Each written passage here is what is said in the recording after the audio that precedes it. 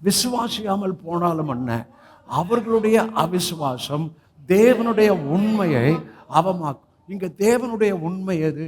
மேலே கீழே வாசிக்கணும், கான்டெக்ஸ்ட். அப்போ மேலே என்னன்னு வாசித்து கீழே அப்போ நீங்கள் புரிய முடியும். மேலே என்ன சொன்னார்? வேத வாக்கியம் அவர்களுக்கு என்ன கொடுக்கப்பட்டது? ஒப்பு கொடுக்கப்பட்டது. அவங்களுக்கு ஒப்பு கொடுக்கப்பட்ட வேத வாக்கியத்தை யார் விசுவாசியாமல் போனாலும் என்ன, அவங்களுடைய விசுவாசம் தேவனுடைய உண்மை என்ன? வேத வாக்கியம் யூதனுக்கு ஒப்பு கொடுக்கப்பட்டது. அந்த உண்மையை யாரும் அவமாக்க முடியாது. அந்த உண்மை மட்டும் இருக்கட்டுங்க, இது சத்தியங்க, இது இயேசுங்க, இது இயேசுவின் வார்த்தைங்க, இது ஹோலி ஸ்பிரிட் வார்த்தைங்க, இது ட்ரூத்து. இந்த உண்மையை யாரும் பிசாசும் அவமாக்க முடியாது.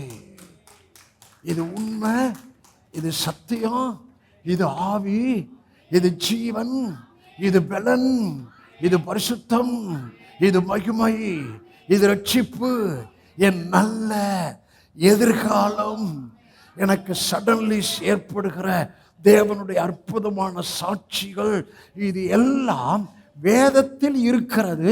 ஆகவே எனக்கும் அது உண்மையாக இருக்கிறது.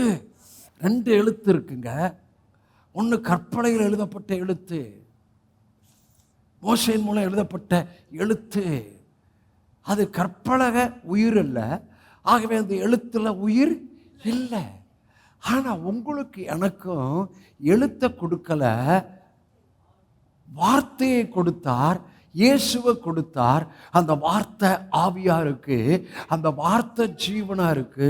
இன்னும் சரியா சொன்னா, இயேசு கிறிஸ்து உங்கள் நல் வாழ்வுக்காக இந்த உலகத்தில் ஒளியாயிருக்க, இந்த உலகத்தில் உங்களை பார்த்து பொறாமைப்படுற அளவுக்கு நீங்கள் ஆசீர்வாதமாய் இருக்க, வெயிட் தேவன் தம்முடைய குமாரனை, வார்த்தையாய் இருந்த குமாரனை மாம்சத்தில் இரத்தத்தில் வெளிப்படுத்தி குமாரனுடைய உயிரை உங்களுக்கும் எனக்கும் 2000 வருஷங்களுக்கு முன்பாக சிலுவையிலே கொடுத்தார்.